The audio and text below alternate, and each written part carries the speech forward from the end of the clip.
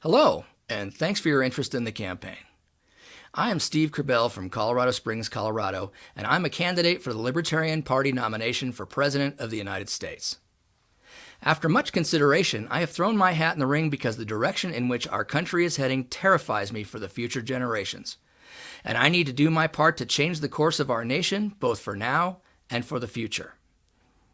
The Libertarian Party stands for individual liberty.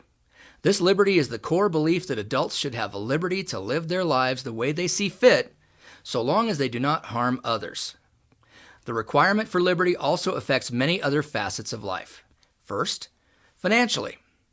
Government has grown to monstrous proportions, and with this growth of government is a reduction in personal freedom. We need to reduce government back to the vision of the Founding Fathers, to provide for the common defense, to promote the general welfare of our people, to adjudicate disputes and protect the property rights and liberty of our citizens. Income taxation is wrong.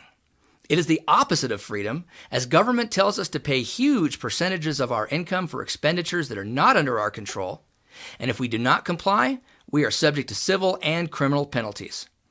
There is a better way to fund government, and in combination with the dismantling of many government regulatory entities, a smarter and more efficient defense strategy, allowing the people to help each other without government penalties, less individual reliance on government, and an environment that helps small business to succeed rather than killing it, the amount of money needed to fund the federal government is a small percentage of what it is now, and there would be plenty of money left over to extinguish the national debt. Surveillance of our people without due process is not just wrong, it violates the Fourth Amendment. It also violates personal liberties by removing our privacy. Programs like Operation Choke Point, in which the Department of Justice targeted many classifications of perfectly legal businesses by removing their access to banking, was shocking. Government destroys small business in these types of actions every single day, and with the destruction of small business, so goes the American dream. We should not be the police of the world. It has been said by many that other countries do not like us because of the way we live our lives. This is simply naive. The reason other countries do not like us is because we meddle in their affairs. We like war. War on other countries, war on drugs, which is a miserable failure and needs to be stopped immediately. War on this, war on that. These wars never help anyone. They cost us a fortune, and in the case of the war on drugs, has filled our prisons with people that committed victimless crimes. To me, if there was no victim, there was no crime. So let's stop incarcerating our people unless they actually hurt someone else. Prohibition never works. We should have learned our lesson from the prohibition of alcohol. The drug war never stopped anyone from getting drugs. It did make opportunity for organized crime, resulting in more deaths worldwide than the war in Iraq. It also increased actual crimes such as robbery, because while drugs were available, they were more expensive and people stole from each other to be able to afford them. Let's call this what this is. Drug use is not a crime, it's a health problem. This strategy was very successful in Portugal, reducing drug use by 50%. Let's stop the wars and try it here as well.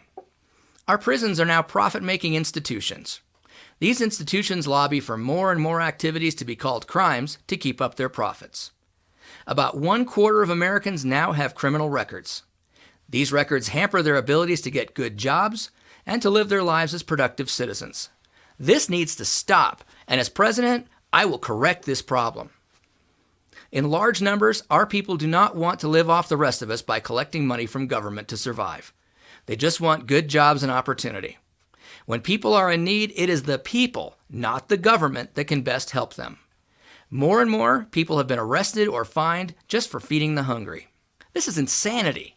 If government will get out of the way and let the people help the people, taxes would be lower, and those in need would get quality help that can get them productive once again. If you give a man a fish, you give him a meal. But if you teach a man to fish, you feed him for a lifetime. Government gives a fish with 1,000,000 rules on how to eat it.